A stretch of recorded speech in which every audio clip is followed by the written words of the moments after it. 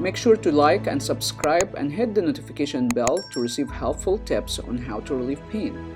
If you have any questions, put it in the comment section down below. And this is Dr. Jacobs. In this video, I'm gonna go over, is exercising hurting me? This is very important question. If you have musculoskeletal injury or if you are athletes and work out frequently, you need to watch this video to make sure you're not hurting yourself while you're exercising. So make sure you watch it to the end. So before we answer the question, is exercising hurting me, we need to understand normal healing cycle so it will make sense what we should do and should not do so you don't hurt yourself while you're exercising. So, normal healing. I'm gonna use external paper cut for visualization, but the same process happen internally with accident, trauma, poor posture, poor body mechanic, and even with workout. Your body has to go through this process very quickly, especially if you work out an athlete and do a workout. So, first stage of healing is inflammation, as you can see in the first image here. Swelling, redness, the blood start to rush to that area and you start feeling pain and decrease range of motion. Second stage is the proliferation stage. That's when your body starts to build a scar tissue. So during this stage, there's actually a cascade of events like fascial restrictions, muscle spasm, trigger point, and scar tissue. So I will go over the scar tissue problem quickly just to give you understanding why we have to really address these issues and be careful with these issues. Our muscle should act like a rubber band. When it contracts and relax, it should stretch like this. So when you have a scar tissue, it's like you have a knot in a rubber band. So when your muscle contract, it does not stretch much. And that could cause decreased range of motion, pain, and more inflammation. So we need actually scar tissue. That's part of healing. That's very important. If we don't have a scar tissue, our body, like if you have injury or open wound, that will be susceptible for infection. The problem is when you have too much scar tissue or you do exercise interfere with this cycle. So, perfect scenario during the maturation stage, our body actually gets rid of the scar tissue and clear up everything in the proliferation stage and the inflammation stage. That could take days, weeks, months, or years. As we get older, this process speed decreases significantly. So, very good image here for what's happened internally, especially in the muscle. So before injury, the muscle look like nice and smooth fiber lines. And when you start to have injury, you start to have a tear in the muscle. Your body has to have a scar tissue. Scar tissue is like a glue that keep things together. But if you have too much glue like here, that's too much scarring and cause restriction of the range of motion and other issue. So the same concept goes like for the fascial restriction, muscle spasm, trigger points.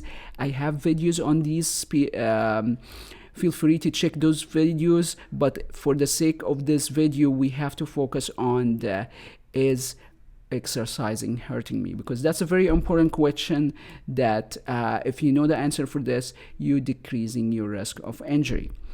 Exercises are safe except if you do the exercises in these conditions. So you need to avoid exercises if you have acute inflammation. What that means? You just injure yourself. Take a break, 3-5 days, and then you can go back to exercises. Do not do exercises while you are in inflammation stage, because you're gonna inflame it more. You can exercise different body part that's not injured as long as does not cause more pain. So you wanna avoid any exercises cause pain, because pain is like a check engine signal in your car. It tells you something wrong going on.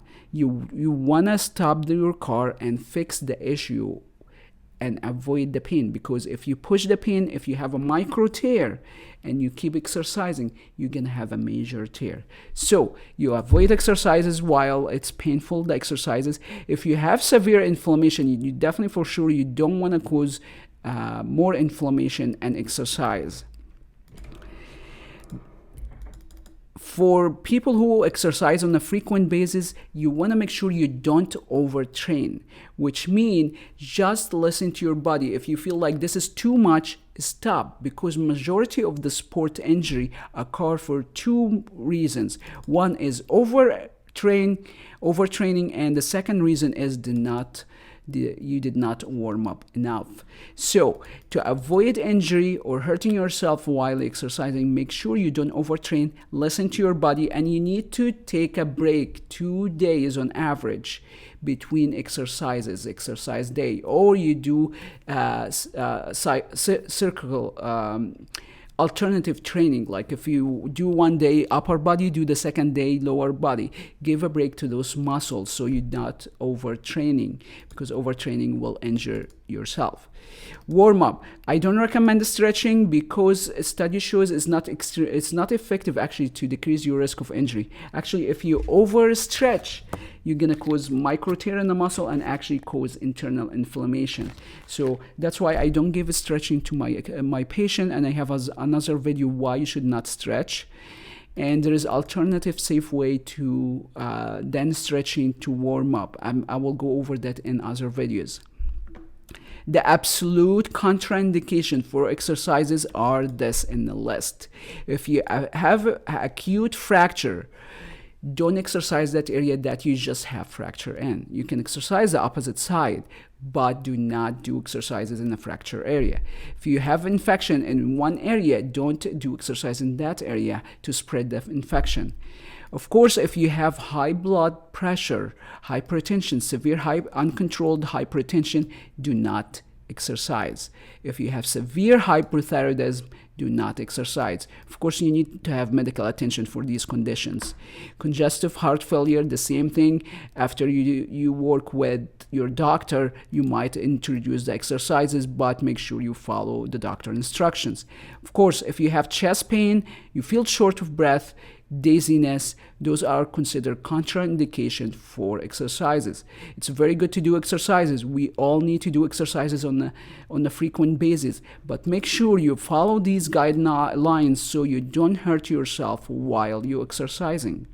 And that's conclude our video. And if you have any question or comment, leave it in the comment section below. And I will see you soon in the next video.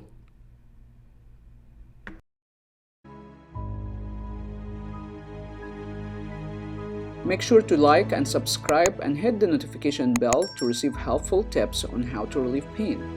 If you have any questions, put it in the comment section down below or go to astrinstitute.com.